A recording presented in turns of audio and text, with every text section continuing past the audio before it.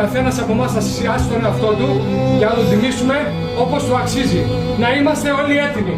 Πάμε! Πάμε! 1, 2, 3!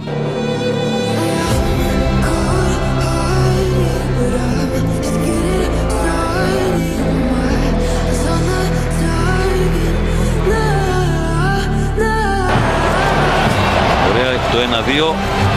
Η κίνηση στο σουτ, γκολ! Γκολ για την Ελλάδα! Ο Παυλίδης 0-1 στο 40. Αυτή τη φορά δεν υπάρχει κανείς να σώσει τον Πίκφορντ.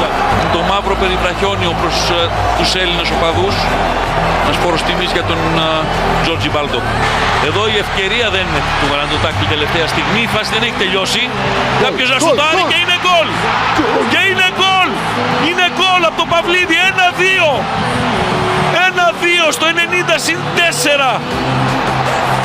Αυτή τη φορά δεν ακυρώνεται. Αυτή τη φορά μετράει. Αυτή 1-2.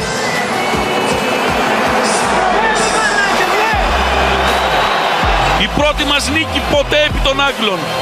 Δεν μπορώ να πιστέψω ότι μπορεί κάτι να γίνει από εδώ και πέρα και να μην συμβεί. Στους παίκτες μπροστά από τους Έλληνες οπαδούς. Η Ελλάδα για πρώτη φορά στην ιστορία της κερδίζει την Αγγλία.